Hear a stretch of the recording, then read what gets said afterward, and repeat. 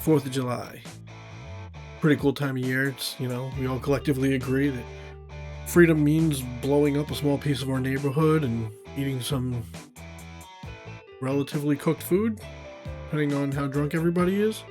I mean, we all love the vibe. Freedom, liberty, doing whatever the hell you want. Sounds good, right? But let me ask you a question. What if the entire modern concept of the 4th of July has just been completely hijacked? What if we've all been sold this cheap pop culture version of freedom just to keep us distracted? Or arguing with our uncles over their barbecue about which political party is destroying the country? The people at the top on both sides, it's not Republican, it's not Democrat, both sides, they're quietly just robbing us completely blind. So today I want to talk about massive scam, both political parties, hope you never figure out, and why the real spirit of 1776 wasn't about fireworks and, having a barbecue really. It was about, firing the people who were breaking the rules. As weird as that sounds. So to understand how badly we're all getting screwed right now, kind of have to understand a little bit about the concept of the social contract. I should mention I have a degree in philosophy and I have a law degree, so I have studied this stuff a little bit. Even though I do work in an overnight stock shift, my jobs didn't work out that well. Got the education, but never the job. Imagine like when you spawn into a survival game like Rust or something like that. Basically, and there's no moderators, right? State of nature, you have absolute 100% freedom. You could do literally whatever the hell you want. And I mean, it sounds awesome on the surface, but there's a catch. Everyone else could do the same thing. So you have the freedom to build a house, but your neighbor has the freedom to bash your head in with a rock and take your house. So it was probably pretty exhausting, and I don't think people were getting very much done at the time when this was our state, because of it. At some point we were in the state of nature. I don't know how you'd ever sleep or build anything lasting, because you're going to be spending all your energy not get permanently deleted by the other guy. So I don't know. I don't think it was great. And eventually everybody agreed that it wasn't great and they wanted to not die probably. So they decided, hey, let's have a little trade-off here. And so they basically came up with the first terms of service contract for real life. So yeah, we all basically agreed that we're going to give up a little bit of our absolute freedom. We'll stop at the red lights, we'll pay our taxes, and we won't settle our arguments with baseball bats, basically. We all agreed to this, or at least our ancestors agreed to this. And in exchange for giving this up, they got their civilization subscription, basically. So you do that, you don't do that crap, and, we'll have paved roads, clean water, Wi-Fi, and a guarantee that some local warlord's not going to come up and steal your Honda Civic. That's a pretty good deal, I think. But there's a problem with modern society. People want the premium subscription, and they don't want to pay the monthly fee. So basically, people have forgotten that things like safety, property, and human rights, they're not laws of physics or gravity or anything like that. They're actually fragile, and they're artificial, and they only exist because we agree to uphold them. We created them, and we're agreeing with each other in a contract to uphold these rules. There's an entire generation of people running around demanding rights without realizing that every right comes with a duty and a responsibility to maintain the system that they're living in. You can't trash a hotel room and then go screaming to the manager when nobody made the bed. And this brings us to the 4th of July. The history that everybody seems to have learned teaches us that the founding fathers were a bunch of anti-government bros, and they hated paying taxes, and they wanted to live off the grid and whatever. And this is completely bullshit. It's false. They weren't anarchists. They didn't hate rules. What they did hate was the people who were writing the rules. Or, the guy who was writing the rules, basically. Their motto was no taxation without representation. They weren't saying taxes are evil. They were basically saying, hey, we'll pay the monthly subscription fee for society, but we need a seat at the table and we get to decide how the money that we're paying gets spent. That's what they were asking. The main thing was that they were basically rejecting this king that lived an ocean away from them, and he was using them basically as human ATM machines, and they weren't getting the benefit from it. So But America was actually, it was a two-step process. So step one was the Declaration of Independence, basically a breakup letter. You know, we're not hanging out with you anymore. Yeah, basically, King George, you violated the terms of service. You didn't protect our rights, so we're voiding the contract. Step two is the part the freedom at all cost crowd is always conveniently ignoring, however. So after we won the war, we didn't just wander off into the woods as sovereign citizens. They came together. They locked themselves in a room in Philly and they wrote the Constitution. And the Constitution, it's literally what we call a written social contract. That's what it is.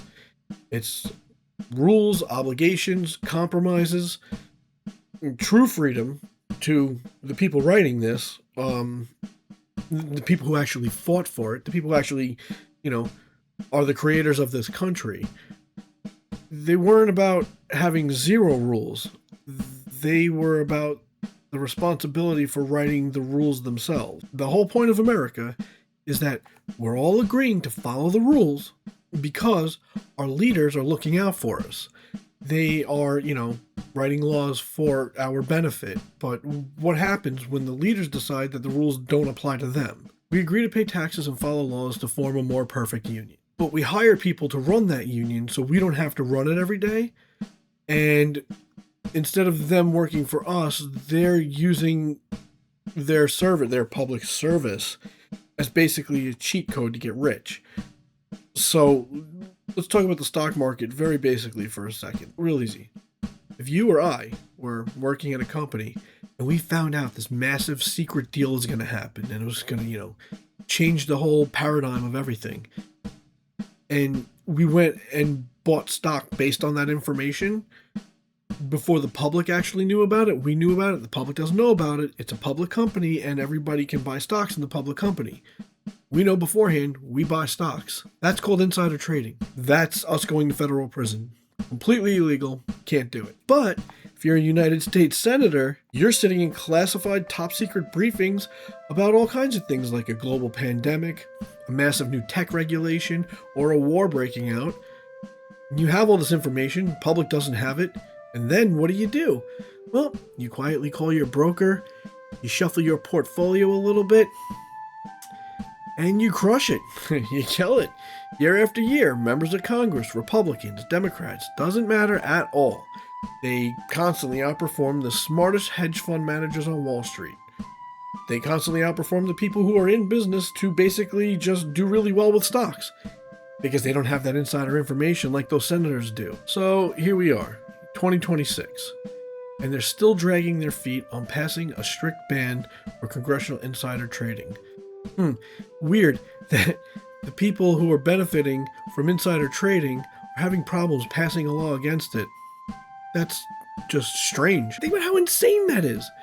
We have to beg the people writing the laws to write a law that stops them from cheating on the system that they run. When a politician votes on a bill, not because it's helping your neighborhood, but because it boosts the stock of a company they secretly bought shares in last Tuesday, well, they've broken the social contract. They're not doing what we agreed to pay taxes and follow the rules. We agreed to do that, and what the hell did they do? They're supposed to be doing their part. They're not doing their part. They're not public servants anymore. They're part of an extraction class. I mean, remember that guy King George we were talking about? The guy who used the colonies to extract wealth for himself? A lot of people look at Washington right now and see the exact same scam going on.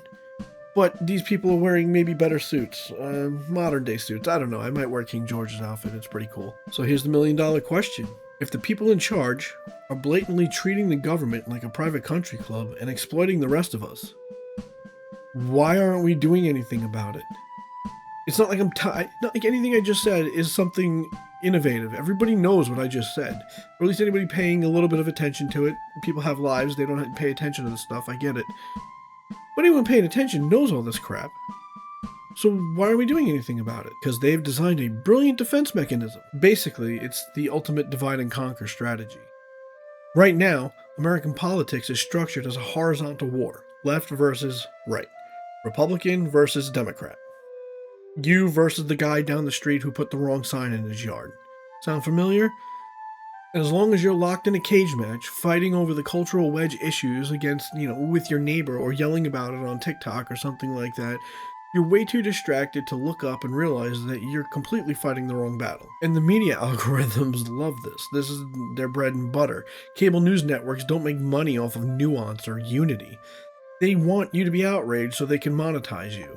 They actively condition you to believe that the other half of the country isn't just wrong about the tax policy, they're an evil existential threat to your entire way of life, basically. And for a corrupt politician, the extreme polarization, it's a bulletproof shield for them. So if a lawmaker gets caught in a massive conflict of interest, they don't even defend themselves anymore. They don't have to. All they have to do is say, look, if you are going to get me in trouble and kick me out of here, then that guy is going to be in charge. And you know how evil that guy is. So you better stick with me. Look away, because I might be scamming you, but he's going to ruin your whole way of life. And so, because we've been constantly terrified into believing that the other team is going to destroy the world, we swallow it. We swallow the corruption, we accept the grift, we vote for them anyway. The illusion of a bitter fight between Republicans and Democrats, it's just a smokescreen to basically keep you from noticing the shared grift happening behind the curtain. So what do? How do we actually fix any of this? How do we show real pride in this country? Well, I mean, first I think it starts with us rejecting the whole binary situation. You want to honor this real spirit of Independence Day, now that, you see what they were actually about? Stand up. It doesn't matter if it's Donald Trump. It doesn't matter if it's Kamala Harris, Joe Biden, Obama, Bush, Clinton, all the senators, the entire establishment. Stop acting like a fanboy for politicians who wouldn't cross the street to pull you out of a burning car.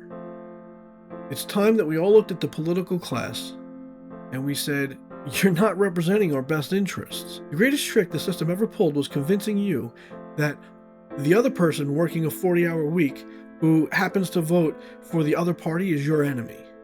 They're not your enemy. You're getting squeezed by the exact same inflation, the exact same stagnant wages, and the exact same political corruption that you're getting scammed with. The founders didn't build a government meant to be worshipped. They built a system meant to be questioned. They literally designed it with the assumption that people running it would eventually try to become corrupt. You recognizing that there is corruption, that's not un-American. It's the most American thing you can do. On the 4th of July, go ahead, grill your burgers, light your fireworks, drink your beer, have a good ass time. Enjoy your Civilization subscription. But wake up to the fact that the contract that we're all signed into is broken. We didn't break it. Until we stop fighting each other horizontally, the people at the top are going to be winning vertically. Alright, so that's about it for this week. I just seeing, all the packages with the 250th anniversary and the red, white, and blue all over while, they're trying to get you to buy stuff. It just made me think about how everybody's trying to take our money. And who are the big people really taking it? And it's the people up there. If you're still listening at the end of this video, please do me a favor. Support me. Give me a like and subscribe. And I'll see you again on the next one.